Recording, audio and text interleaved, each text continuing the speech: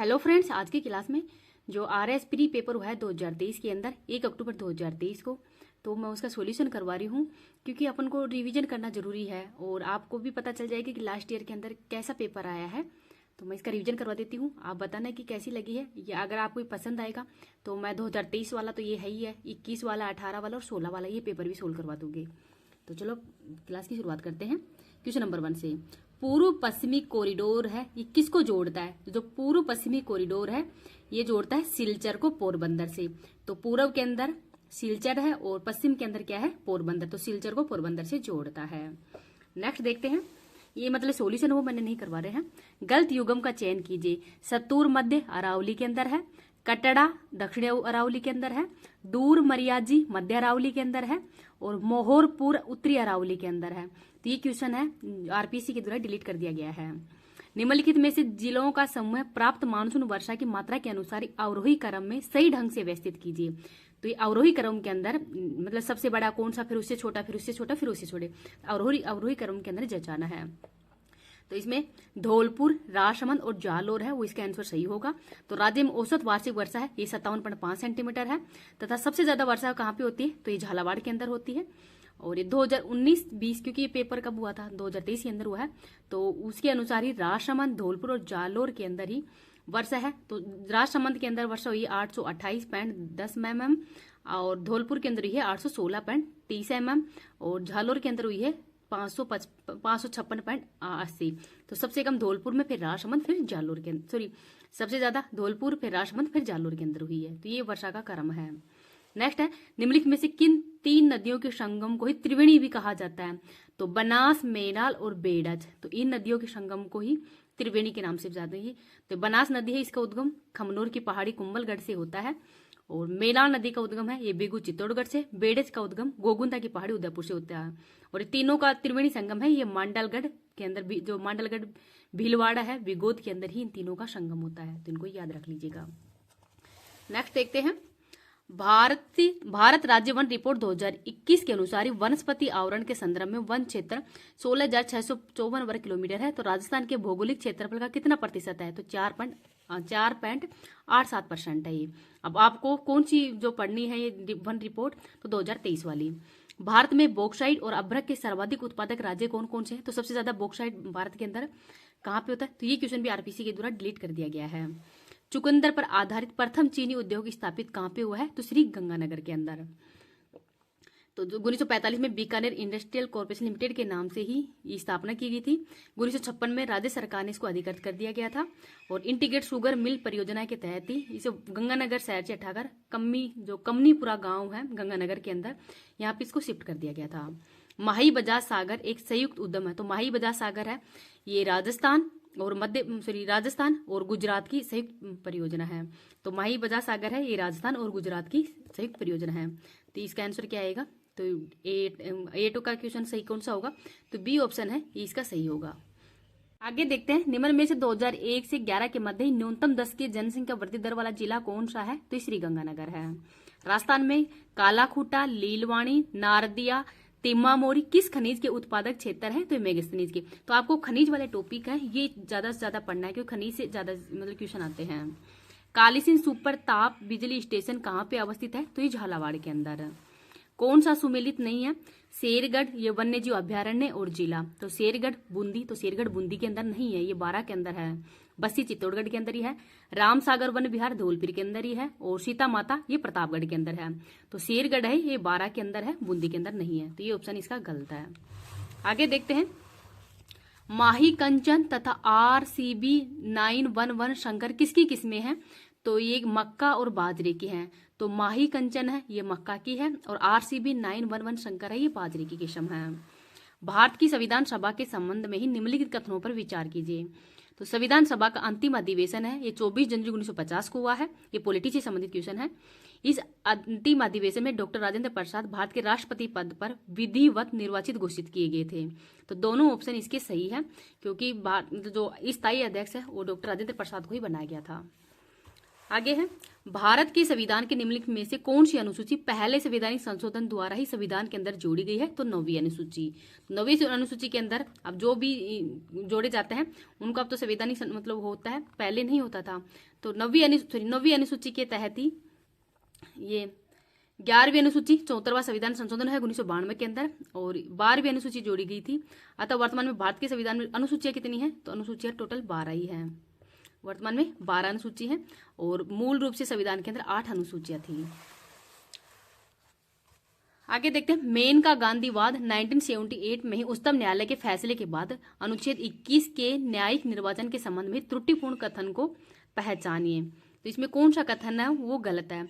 तो यह भार याचिकाकर्ता पर है कि वह सिद्ध करे कि जिस कानून की प्रक्रिया से उसे उसके जीवन और दैहिक स्वतंत्रता से वंचित किया गया है वह स्वेच्छाकारी है। तो यही ऑप्शन है वो इसका गलत है। कानून द्वारा स्थापित प्रक्रिया संयुक्त राज्य अमेरिका में विद्यमान उचित प्रक्रिया के मोटे तौर पर समानार्थक है, ये सही है। अनुच्छेद 21, 19 व 14 परस्पर अनन्य नहीं है। जीवन का अधिकार में गरिमा के साथ जीने का अधिकार भी शामिल है, तो ये ऑप्शन भी मतलब सही है। आगे देखते हैं, नथमल जी की हवेली कहाँ पे अवस्थित है? तो ये है जैसलमेर के अंदर। तो नथमल जी की हवेली है वो कहाँ पे है? तो नथमल की हवेली है कहाँ पे? तो ये जैसलमेर के अंदर है। राज्यसभा के संबंध में त्रुटिपूर्ण कथन को पहचानिए। तो डॉक्टर एस राधाकृष्णन राज्यसभा के एकमात्र सभापति हैं जो लगातार 2 कार्यकाल इस पद पर रहे हैं। तो ये ऑप्शन गलत है, क्योंकि भारतीय संविधान के भाग नंबर 5 के अंदर ही अनुच्छेद 79 से 112 तक 122 तक मतलब जो संसद के गठन के बारे में ही बताया गया है, और अनुच्छेद 80 में राज्यसभा का संगठन, और अनुच्छेद 81 में लोकसभा के बारे में बताया गया है। तो भारत के उपराष्ट्रपति हैं और राज्यसभा के पदेन सभापति होते हैं। डॉक्टर सर्वपल्ली राधाकृष्णन पहले व्यक्ति थे जिन्होंने 1952 तक लगातार 2 बार भारत के उपराष्ट्रपति का पद भी संभाला था। मोहम्मद हामिद अंसारी भी 2007 से 2017 तक लगातार 2 बार राज्यसभा के सभापति रहे हैं। तो ऐसे नहीं कि अकेले नहीं थे डॉक्टर राधाकृष्णन, हामिद अंसारी भी 2 बार भारत के उपराष्ट्रपति रह चुके हैं। तो इस वजह से ऑप्शन है वो गलत हो गया है। आगे है, अविश्वास प्रस्ताव के बारे में निम्नलिखित में से कौन सा कथन सही नहीं है? मतलब सही है, सही नहीं है, इसका भी आपको थोड़ा सा विशेष ध्यान रखना है, क्योंकि यहाँ पर भी अपन गलती कर देते हैं। कभी ऑप्शन में मतलब ध्यान से नहीं पढ़ते हैं तो सही और गलत के चक्कर में क्वेश्चन गलत हो जाता है। तो अविश्वास प्रस्ताव के बारे में कौन सा कथन सही नहीं है?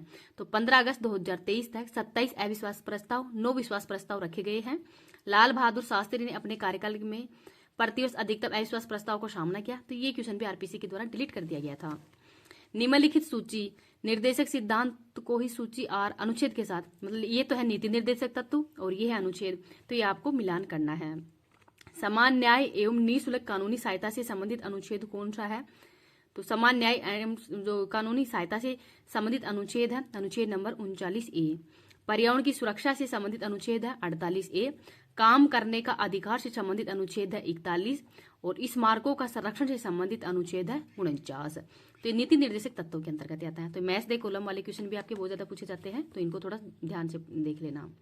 नेक्स्ट देखते हैं, सूचना का अधिकार अधिनियम की निम्न में से कौन सी धारा केंद्रीय सूचना आयोग के कार्य और शक्तियों से संबंधित है? तो ये धारा नंबर 25 है। धारा नंबर 25 नहीं, धारा नंबर 12 है। निम्नलिखित में से किस आयोग ने ही अंतर राज्य परिषद के स्थान पर अंतर सरकार परिषद स्थापित करने की अनुशंसा की थी? तो इस सहायक जो सरकारी आयोग है उसके द्वारा ही कहा गया था।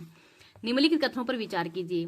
राजनीतिक शास्त्रियों द्वारा कही गई कांग्रेस प्रणाली का 1989 के लोकसभा चुनाव के साथ ही अंत हो गया है।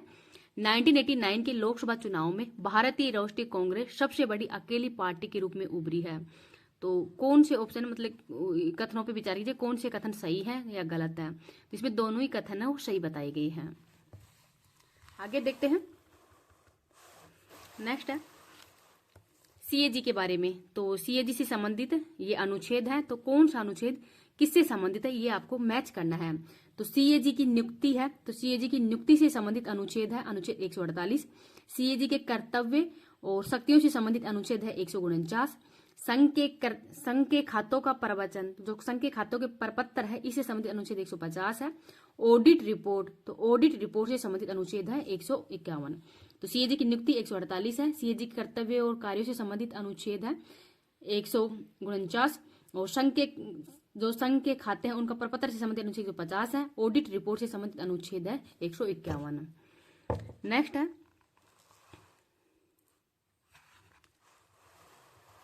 निम्न में से कौन सा कथन राजस्थान के मुख्यमंत्री के संबंध में सही नहीं है? मोहनलाल सुकाड़े ने 4 बार मुख्यमंत्री पद की शपथ ली है। 1975 के आपातकाल के समय मुख्यमंत्री हरिदेव जोशी थे। बरकतुल्ला खां सबसे कम समय तक मुख्यमंत्री रहे हैं। CR वेंकटाचार्य निर्वाचित मुख्यमंत्री नहीं थे। तो इसमें कौन सा संबंध सही नहीं है? सही नहीं है ये पूछा है। तो सबसे कम समय तक राजस्थान के मुख्यमंत्री हैं वो हीरालाल देवपुरा रहे थे, न कि बरकतुल्ला खां है, इनकी पद पर रहते ही मृत्यु हो गई थी। तो ये ऑप्शन है गलत है। राजस्थान की मंत्री परिषद की न्यूनतम सदस्य संख्या क्या हो सकती है? तो न्यूनतम 12 हो सकती है और अधिकतम 29 हो सकती है। तो इनको थोड़ी अधिक, इतना इजी क्वेश्चन है फिर भी पूछा जा गया है। 2022 के राष्ट्रपति के निर्वाचन में राजस्थान विधानसभा के प्रत्येक सदस्य का मत का मूल्य क्या था? तो मत का मूल्य था 129। आगे देखते हैं। संविधान के अनुच्छेद नंबर 217(a) के अनुसार ही राजस्थान उच्च न्यायालय के मुख्य न्यायमूर्ति से भिन्न किसी भी न्यायाधीश की नियुक्ति राष्ट्रपति किसके उपरांत ही करेगा, मतलब किसके परामर्श कर करेगा? तो राज्यपाल, राजस्थान के राज्यपाल, भारत के मुख्य न्यायमूर्ति और राजस्थान उच्च न्यायालय के मुख्य न्यायाधीश है, इनके परामर्श से ही करेगा। तो 3 राज्यपाल राजस्थान का, भारत का मुख्य न्यायाधीश और राजस्थान के उच्च न्यायालय के न्यायाधीश, मतलब मुख्य न्यायाधीश के परामर्श से ही। निम्न में से किसकी सिफारिश पर ही राजस्थान में राज प्रमुख के पद को समाप्त कर राज्यपाल की व्यवस्था की गई है? तो राज्य पुनर्गठन आयोग की सिफारिश पर ही। आगे है, निम्नलिखित में से कौन सा एक Rajasthan urban drinking water sewerage and infrastructure corporation limited का हिस्सा है? वो नहीं है। तो राजस्थान हाउसिंग बोर्ड है, ये नहीं है। और ये 3 ऑप्शन है, ये सही है। इसके अंदर की संविधान संशोधन द्वारा ग्राम सेवक को ग्राम विकास अधिकारी से प्रतिस्थापित किया गया था? तो ये है राजस्थान पंचायती राज अधिनियम है 2021 का। आगे देखते हैं, राजस्थान लोक सेवा आयोग के संबंध में निम्नलिखित कथनों पर विचार कीजिए।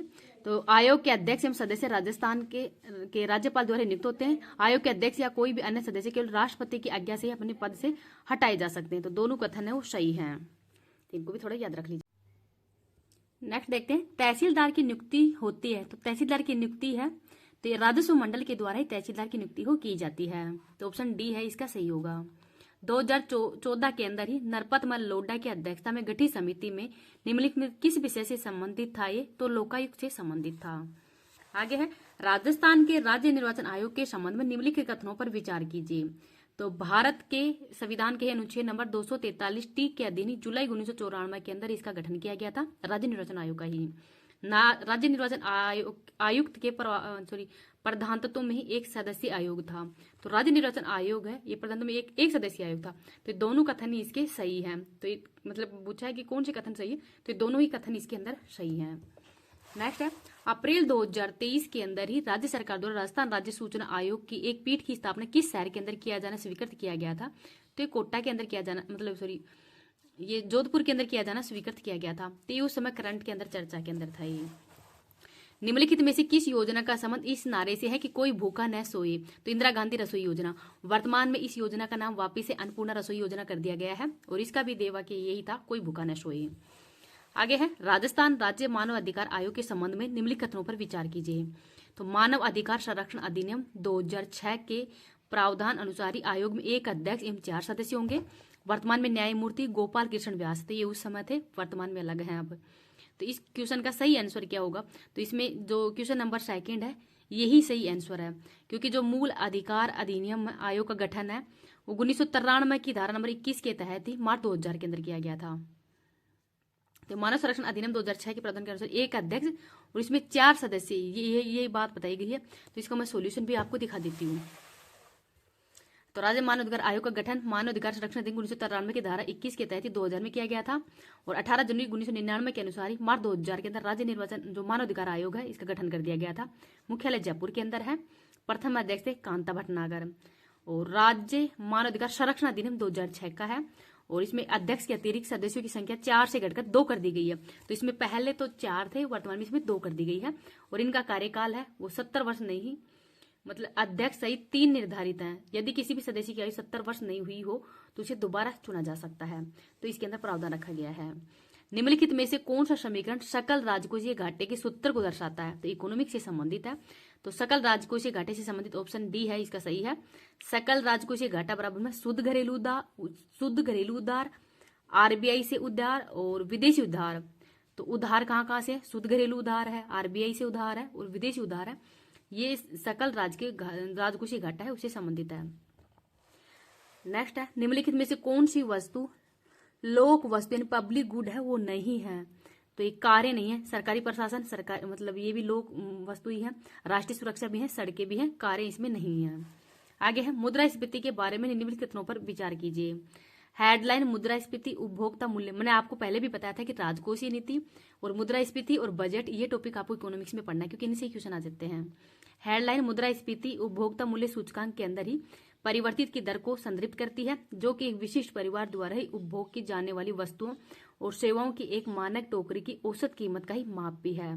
तो ये कथन 1 है। कथन बी देखते हैं, कोर मुद्रास्फीति उपभोक्ता मूल्य सूचकांक से ही अस्थिर मूल्य वाली कुछ वस्तुओं जैसे कि खाद्य और ईंधन को बाहर करने के बाद में ही औसत उपभोक्ता कीमतों के अंदर बदलाव को मापती है। तो इन दोनों कथनों में से अपन को सत्य कथन है वो छांटना है। तो ये दोनों ही कथन है वो सत्य हैं इसके अंदर। तो ऑप्शन बी है वो इसका सही आंसर होगा। ए और बी दोनों कथन इसमें सत्य होंगे। नेक्स्ट है, इंदिरा गांधी शहरी रोजगार गारंटी योजना के बारे में निम्नलिखित कथनों पर विचार करना है। तो यह शहरी इलाकों में निवास करने वाले और परिवारों को 125 दिनों के प्रतिवर्ष रोजगार गारंटी देता है। पंजीकरण के बाद में पात्र जो अभ्यर्थी है उसको 30 दिनों में रोजगार उपलब्ध करवाया जाता है। तो इसके अंदर कौन सा ऑप्शन सही है? तो ऑप्शन बी है वो इसमें केवल सही माना गया है। और ऑप्शन जो 30 दिनों में रोजगार उपलब्ध करवाया जाएगा ये कथन असत्य माना गया है क्योंकि 15 दिनों में ये रोजगार हो उपलब्ध करवाया जाएगा, 30 दिनों के अंदर नहीं करवाया जाएगा। तो इसमें 30 की जगह 15 दिन आएगा। नेक्स्ट देखते हैं, निम्न में से कौन सा उपाय चयनात्मक साख नियंत्रण के बारे में सही नहीं है? तो उधार सीमा में परिवर्तन, सरकारी प्रतिभूतियों को बेचना, साख राशनिंग, नैतिक दबाव और मतलब जो 5वां ऑप्शन है वो। तो इसके अंदर सही ऑप्शन आएगा सरकारी प्रतिभूतियों को बेचना। ये चयनात्मक साख नियंत्रण के अंतर्गत नहीं आता है। औषधि क्षेत्र के बारे में ही निम्नलिखित में से कौन सा कथन है वो सही नहीं है? तो ये औषधि क्षेत्र के बारे में बताया गया है। तो इसे ऑप्शन ए है वो ही सत्य नहीं माना गया है। भारत वैक्सीन निर्माण में वैश्विक उत्पादन में 80% की हिस्सेदारी हो रखता है। तो ये ऑप्शन इसका गलत माना गया है। क्यों? क्योंकि भारत विश्व का तीसरा सबसे बड़ा दवा उत्पादक है और वैश्विक स्तर पर जेनेरिक दवा को सबसे बड़ा प्रदाता देश भी है। भारत वैक्सीन निर्माण में वैश्विक उत्पादन का 80% हिस्सेदारी रखता है, इसलिए भारत को वैश्विक दवाखाना भी कहा जाता है। तो इसमें ये ऑप्शन हो गलत माना गया है। नेक्स्ट है, वैश्विक खुशहाली सूचकांक 2023 में भारत किस क्रम पर है? तो 2023 के अंदर भारत का स्थान 126वां है। और इस बार भारत की रैंक कौन सी है? तो ये आपको कमेंट सेक्शन के अंदर बताना है कि इस बार भारत की रैंक कौन सी है। तो इस बार भी भारत की रैंक 126वीं ही है। नेक्स्ट देखते हैं, ऑटोमोबाइल क्षेत्र के बारे में निम्नलिखित में से कौन सा कथन है वो सही नहीं है? तो ऑटोमोबाइल क्षेत्र के बारे में कौन सा कथन है वो सही नहीं है? तो वर्ष 2021 के अंत में इस क्षेत्र ने 5.3 करोड़ का प्रत्यक्ष और अप्रत्यक्ष रोजगार सृजन किया है। तो ये ऑप्शन इसका गलत माना गया है क्योंकि 2021 के अंत में ऑटोमोबाइल क्षेत्र में भारत ने 2 करोड़ का प्रत्यक्ष अप्रत्यक्ष सृजन किया है और इसमें 5.3 करोड़ का लिख रखा है। तो इस वजह से ये ऑप्शन गलत है। अगला देखते हैं, निम्नलिखित में से कौन राजकोषीय नीति का उपकरण है वो नहीं है? तो ब्याज दर है वो नहीं है, सार्वजनिक व्यय भी है, हीनार्थ प्रबंध भी है और करारोपण भी है। तो कौन सा नहीं है? तो ब्याज दर इसका ऑप्शन सही नहीं है। आगे देखते हैं, वर्ष 2022-23 के अग्रिम अनुमानों के अनुसार ही सांकेतिक अथवा प्रचलित मूल्यों पर ही भारत के सकल घरेलू उत्पाद में कितना प्रतिशत भाग राजस्थान के सकल राज्य घरेलू उत्पाद के होने का ही अनुपात भी है? तो 5.18% है। इसका सही ऑप्शन था। तो ये उसमें आर्थिक समीक्षा के अंदर आया था। आप भी आर्थिक समीक्षा को अच्छे से पढ़ लेना। राजस्थान के अटल भूजल योजना के बारे में निम्नलिखित से कौन सा कथन सही है? तो ये भी आर्थिक समीक्षा से क्वेश्चन बना है। अटल भूजल योजना भारत सरकार की वित्तीय सहायता से राजस्थान सरकार द्वारा चलाई जा रही है। इस योजना का फोकस भू जल प्रबंध में सुधार करना और इसके गिरते स्तर को रोकना है। तो इसमें ऑप्शन जो बी है वो ही सही है क्योंकि जो ए ऑप्शन है ये विश्व बैंक के सहयोग से मतलब शुरू की गई है, न कि केंद्र सरकार से। आगे देखते हैं, राजस्थान की मुख्यमंत्री लघु उद्योग प्रोत्साहन योजना के बारे में कौन सा कथन है वो सही नहीं है? तो सही नहीं है वो पूछा है। इस योजना में लघु क्षेत्र के उद्यमियों को 15 करोड़ तक के ऋणों पर ही 4% का ब्याज अनुदान दिया जाएगा। तो ये ऑप्शन इसका सही नहीं है। सही नहीं होने का कारण क्या है? क्योंकि राज्य में विनिर्माण और सेवा और व्यापार क्षेत्र में नए उद्यम स्थापित करने और वर्तमान उद्योगों के विस्तार, उनके आधुनिकीकरण, विविधीकरण के लिए वित्तीय संस्थानों के माध्यम से 10 करोड़ रुपए तक का ऋण है उपलब्ध किया जाएगा। मुख्यमंत्री लघु उद्योग प्रोत्साहन योजना अधिसूचित कर 13 दिसंबर 2019 से ये प्रारंभ की गई थी। तो ये जो मुख्यमंत्री लघु उद्योग प्रोत्साहन योजना कब शुरू की गई है? तो 13 दिसंबर 2019 से। आगे देखते हैं, वर्ष 2022-23 में ही राजस्थान के सेवा क्षेत्र के प्रचलित मूल्यों पर ही सकल राज्य मूल्य वर्धन में किस उप क्षेत्र का योगदान सबसे ज्यादा रहा है? तो व्यापार, होटल और जलपान गृह, इसका योगदान सबसे ज्यादा रहा है। तो ये भी आर्थिक समीक्षा से ही आया है। गत वर्ष की तुलना में वर्ष 2022-23 में राजस्थान के सकल राज्य मूल्यवर्धन के अंदर ही बुनियादी मूल्यों पर में किस क्षेत्र के योगदान में सर्वाधिक वृद्धि का अनुमान लगाया गया है? तो सेवा क्षेत्र का। आर्थिक समीक्षा से, तो आर्थिक समीक्षा से आपके 10 से 15 क्वेश्चन डायरेक्ट पूछे जाएंगे। नेक्स्ट है राजस्थान राज्य राजमार्ग विकास कार्यक्रम सेकंड परियोजना के ही अंतर्गत 801 किलोमीटर लंबाई के 11 राजमार्गों का उन्नयन किस एजेंसी द्वारा ही वित्त पोषित है? ये तो विश्व बैंक से ये वित्त पोषित है। तो इसको भी याद रख लीजिएगा। आगे देखते हैं। नेक्स्ट है राजस्थान में किस एजेंसी को ही पीएम कुसुम योजना के क्रियान्वयन की जिम्मेदारी दी गई है, जिसमें 0.5 मेगावाट से 2 मेगावाट क्षमता तक के ही सौर ऊर्जा संयंत्र स्थापित भी किए जाने हैं? तो राजस्थान अक्षय ऊर्जा निगम लिमिटेड के द्वारा। तो इसके द्वारा ये क्रियान्वित किया गया है। राजस्थान में ऊर्जा संरक्षण दिवस कब मनाया जाता है? तो ये 14 दिसंबर को। राजस्थान सरकार ने राजस्थान राजकोषीय उत्तरदायित्व और बजट प्रबंधन अधिनियम को किस वर्ष से अधिनियमित किया गया है? तो यह है अधिनियम 2005 का। नेक्स्ट देखते हैं निम्न में से किस योजना का मुख्य उद्देश्य गर्भवती एवं धात्री महिलाओं तक तथा उन्हें नन्हे शिशुओं 0 से 6 माह के स्वास्थ्य एवं पोषण की स्थिति में सुधार करने के लिए गर्भाशय व सुरक्षित प्रसव और स्तनपान की अवधि के दौरान उपयुक्त पद्धतियों, देखरेख एवं सेवाओं के उपयोग को भी बढ़ावा दिया जाएगा? तो इसका सही आंसर कौन सा होगा? प्रधानमंत्री मातृ वंदना योजना इसका सही आंसर होगा। निम्नलिखित में से कौन सा विकल्प इंदिरा महिला शक्ति उड़ान योजना का ही एक प्रमुख उद्देश्य को बताता है?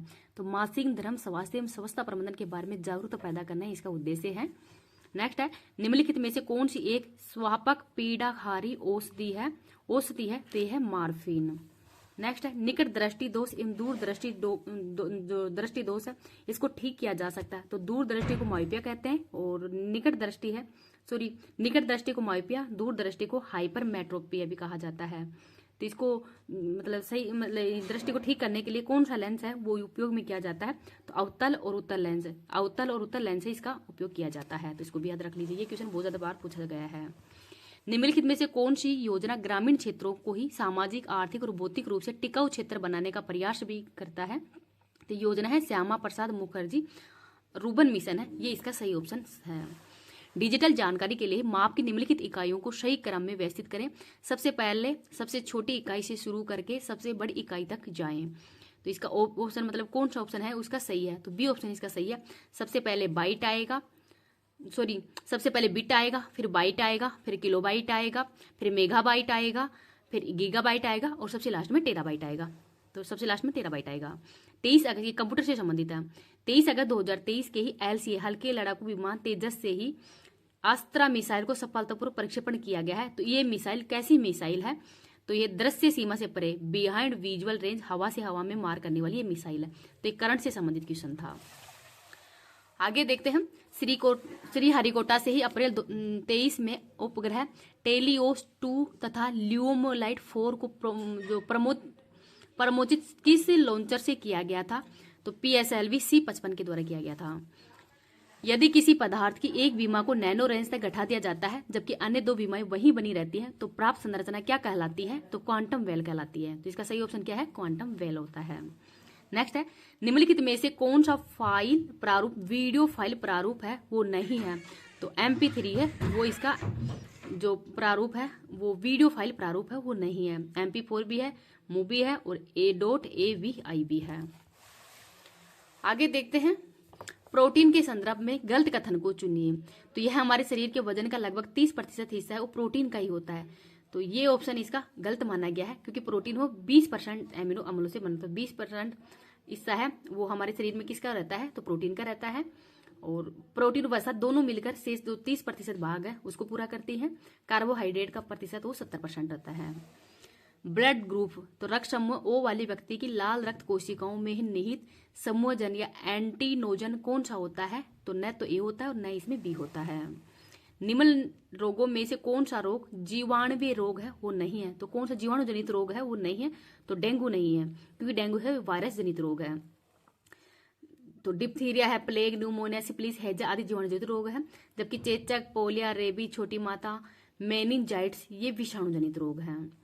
प्लाज्मोडियम की प्रजाति जो कि घातक मलेरिया का कारण भी बनती है तो ये कौन सी है? फाल्सीफेरम। तो कौन सी है? फाल्सीफेरम। तो मलेरिया एक पैरासाइटिक रोग है जो कि प्लाज्मोडियम नामक परजीवी प्रोटोजोआ से फैलता है।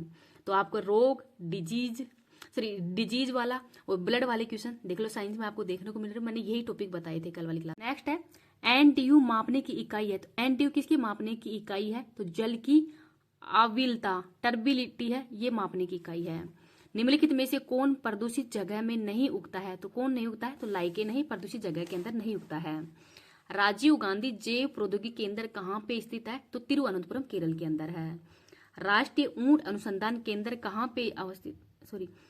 पृथ्वी के वायुमंडल में मौजूद कुल ऑक्सीजन का अमेजोन वन में ही प्रकाश संश्लेषण के द्वारा अनुमानित उत्पादन है। तो कितना परसेंट जो उत्पादन है? तो 20% है ये। राष्ट्रीय ऊंट अनुसंधान केंद्र कहाँ पे स्थित है? तो राष्ट्रीय ऊंट अनुसंधान केंद्र है, ये है बीकानेर के अंदर। तो ये बीकानेर सी ऑप्शन है इसका सही आंसर है, तो इनको भी देख लेना। अब मैंने 1 से लेकर 75 तक क्वेश्चन आज करवाएंगे, 75 से और 150 तक के क्वेश्चन का है रीजन को कल करवा दूंगी।